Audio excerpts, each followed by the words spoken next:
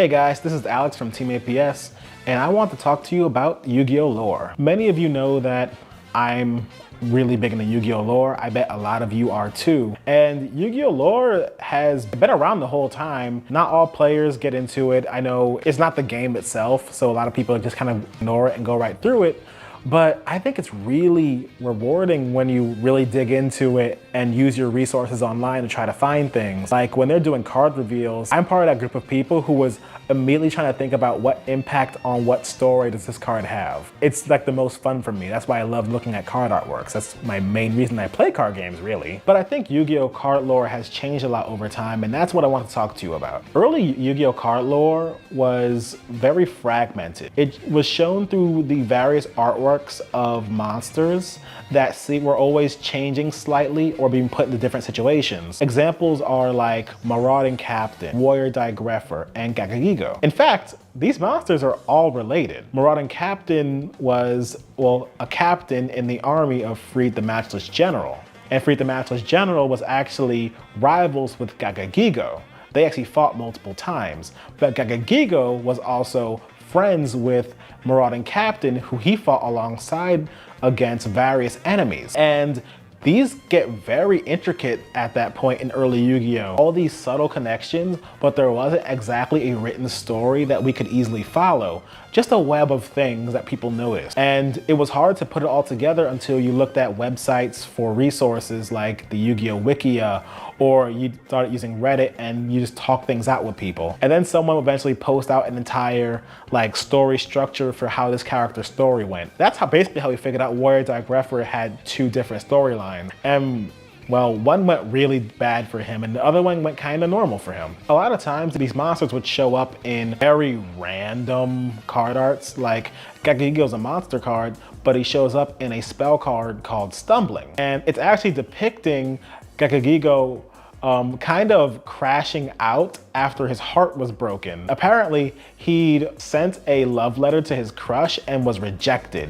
And so in the artwork of Stumbling, well, he's stumbling on the ground in rejection. Kind of weird, right? But that's how a lot of these cards get their story shown. Luckily, we have access to the Yu-Gi-Oh! Master Guides and valuable books that Konami would put out to help tell the stories. These were really useful guides that had multiple lore stories in them, so they were always worth getting. The problem is that this is a product you could only ever get in Japan and it would not be translated into English. So we'd always have to wait for some hero to pick one up and then translate the entire thing.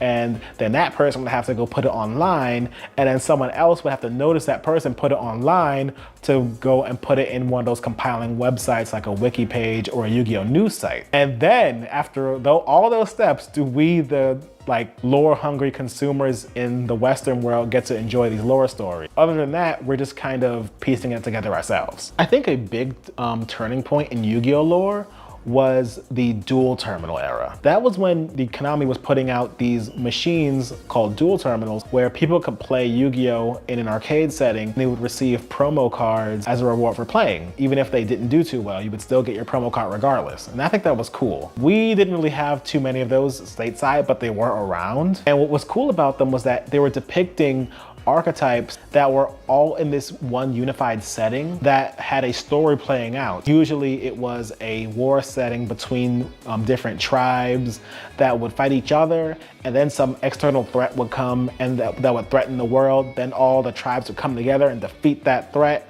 but their world would get destroyed.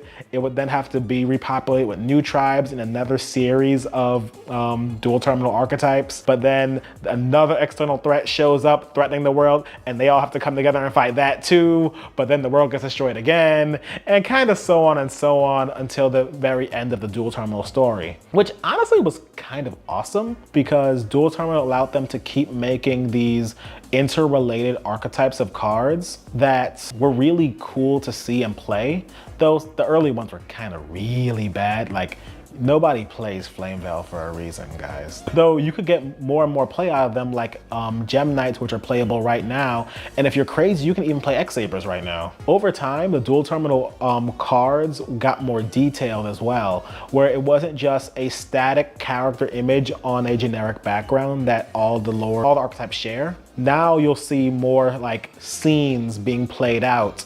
You'll see battles, you'll see deaths, you'll see miraculous saves, usually through the spells and trap cards mostly, but that's still more than what we used to get. And that really helped us understand a lot of the big moments of the lore archetypes while we waited for master guides and valuable books to come out and tell us the like meat and potatoes of the story. And it was just getting really dramatic at that point. Up until the dual terminal, lore stories were pretty like light fare.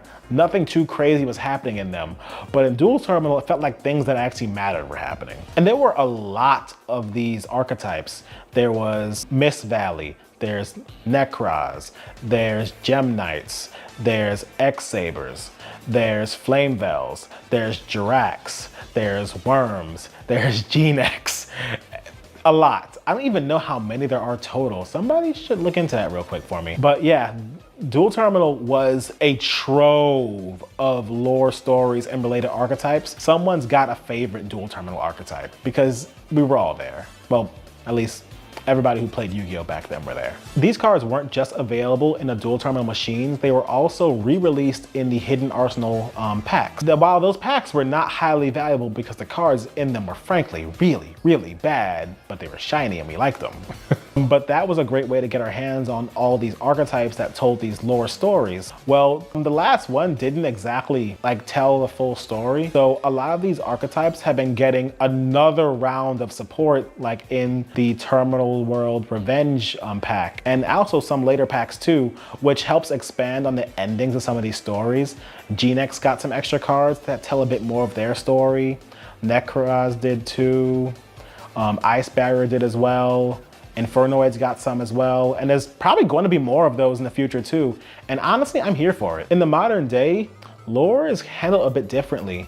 Now we have whole archetypes meant to just tell a single story, and we usually call these lore archetypes. They're different from dual terminal in that these are almost isolated large stories that are almost specifically told with like 3 to 4 archetypes at a time. The first one that people recognized was the World Legacy story that was told with the World Chalice cards, Crawler cards, Mech Knights, everybody knows Mech Knights, and various others. And these were really cool because you had now not only just your spells and trap cards helping you tell a story, but monster cards will help you tell the story too.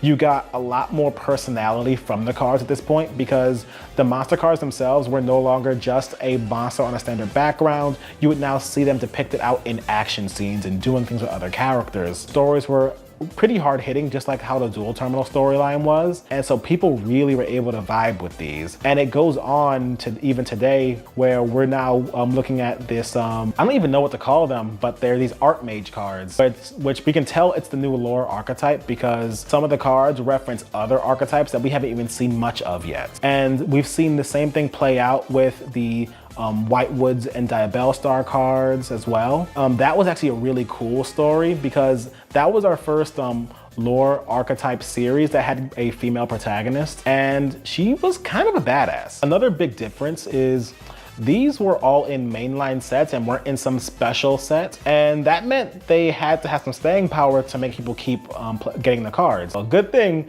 these lore archetypes have always been pretty viable in competitive play. For instance, there was World Legacy, Albaz, Snake Eye, and now Archmages. But there are also other new resources for learning Yu-Gi-Oh lore. In the Yu-Gi-Oh Master Duel solo mode, there are lore stories that are told through kind of slideshows between objectives and games while you play.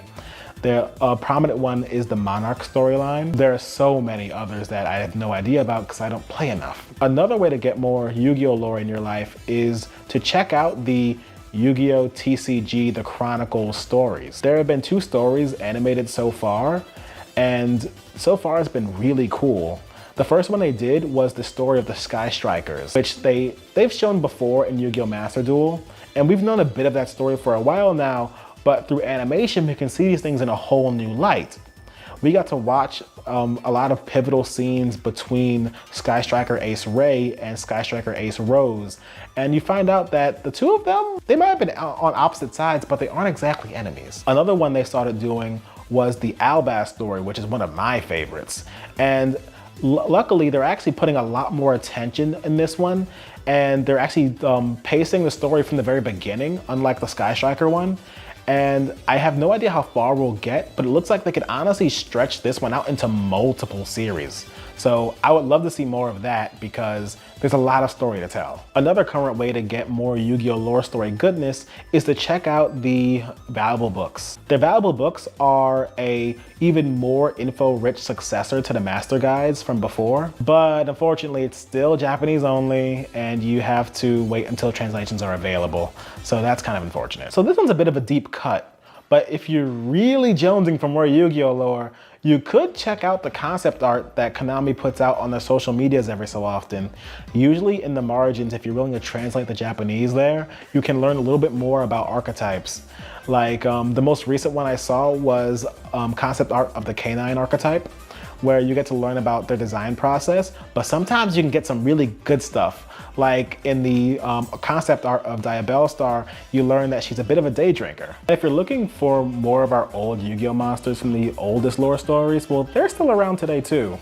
Just not in any huge, impactful storyline. They're usually in random free agent cards that you might tech into a deck or something. Marauding Captain's been shown prominently in Marmoting Captain, where you can see instead of him leading his soldiers out into the battlefield, he's just cooking up a meal for everybody. Funnily enough, he's not even the only old Yu-Gi-Oh! Monster in there. Freed the Matchless Generals in the background waiting for his food, and Gagagigo is actually in the very far background hiding behind a tree watching them. And did you know these lore stories can get real deep? Know that Warrior Digreffer has a branching storyline, but he also fought with Warrior Lady of the Wasteland, who fought alongside Marauding Captain, who fought alongside Freed the Matchless General, who was rivals with Gagagigo, who was a familiar of Area the Water Charmer, who is related to Speaker of the Ice Barrier, who as some of you might know her as Gishki Ariel. Or like Warrior Digreffer, who just shows up in random situations like How'd I Get Here,